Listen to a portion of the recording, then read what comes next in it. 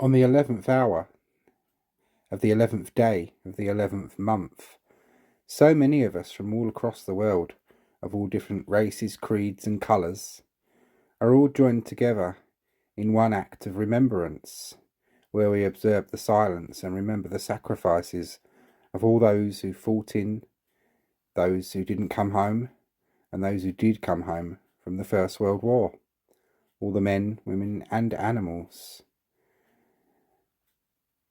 For those that came home, which some may consider the lucky ones, they had to bear physical and emotional scars that would have stayed with them for the rest of their days, in an era before PTSD was an acknowledged thing and counselling would be a thing in the future. They often bore those scars with silent resignation, and I often say of our war heroes, and they're all bloody great heroes in my opinion, we owe that generation a massive great debt. And of the millions who didn't come back home, I'd like to introduce you to one of them. And if you're watching from Canning Town, or Custom House, or indeed Cubitt Town, you're looking at the face of a local man. And this is my great-great-uncle, Joseph Wanless, Jr. Joe was born in 1887 in Cubitt Town. In 1896, the family moved from Cubitt Town to Canning Town. Like many of his generation, Joe left school at the relatively early age of 12, and his occupation was a hawker of rabbits. So he would have sold rabbits in the local area. As my nan told me, it was at Old Rathbone Street Market that he plied his trade mainly. And he was born to Joseph Wanless Sr., a master boilermaker, and Anne Dodds Wanless, who we can see in this lovely photo taken between 1896 and 1900. And tragedy struck the family relatively early on in Joe's life, because in 1900, when Joe was a young lad of 13 years old, his dad, who we see in this image, died at the pretty young age of 45 years.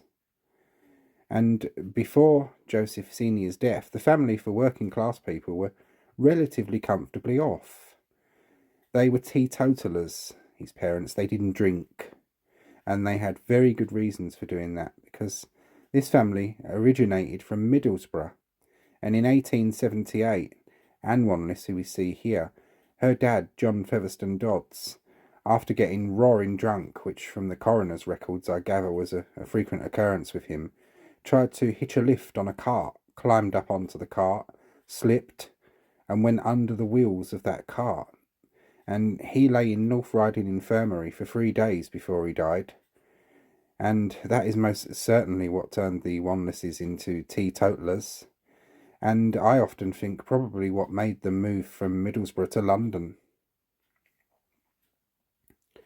But come the time of the First World War, Joseph Wanless Jr. was living with his sister Maud, her husband here, Arthur William Price. These are my great-grandparents. And they were living at number 78 Martindale Road Custom House, in a 2-up, 2-down house. And this image shows Arthur just before he went away to war.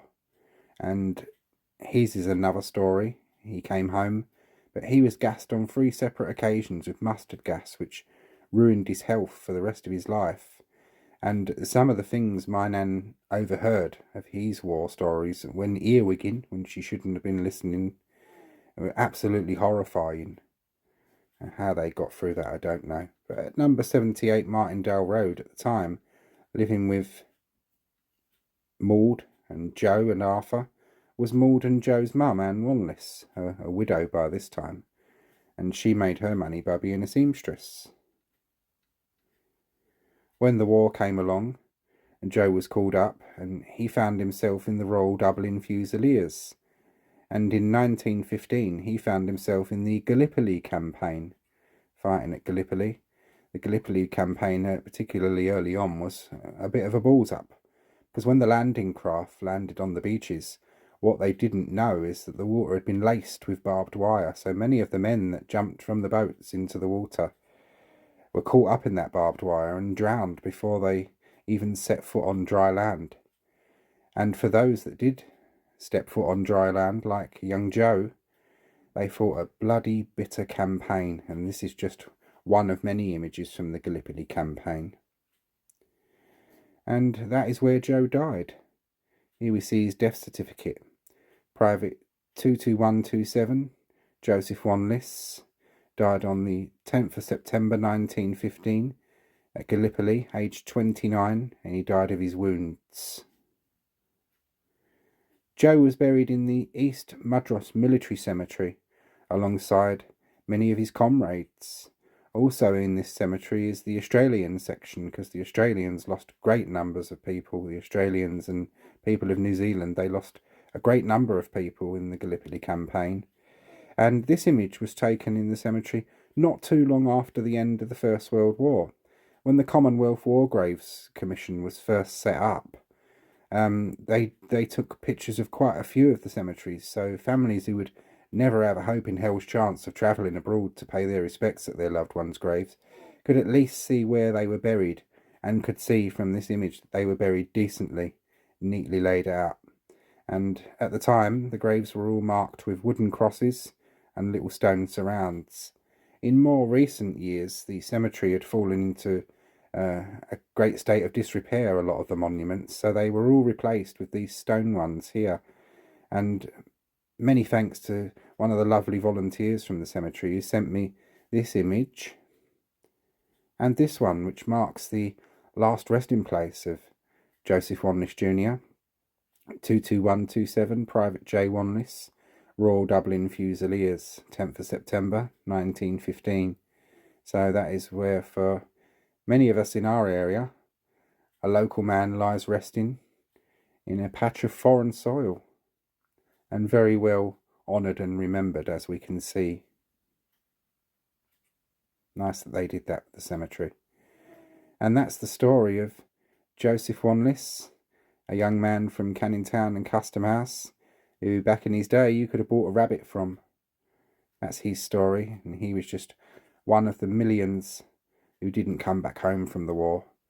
And this is a colorised version of the photo of Joseph, and my nan told me that the Wanlesses all had blonde hair and bluish green eyes, so that helped a lot.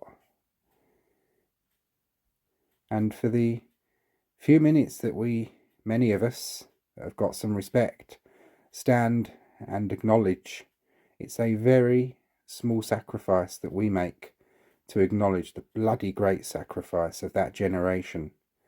The Great War, as they called it, or the war to end all wars, would become known as the First World War, and sadly it didn't end all wars, but that's a story for another time. So let us stand and remember every single one of those men, women and animals with pride, dignity and honour.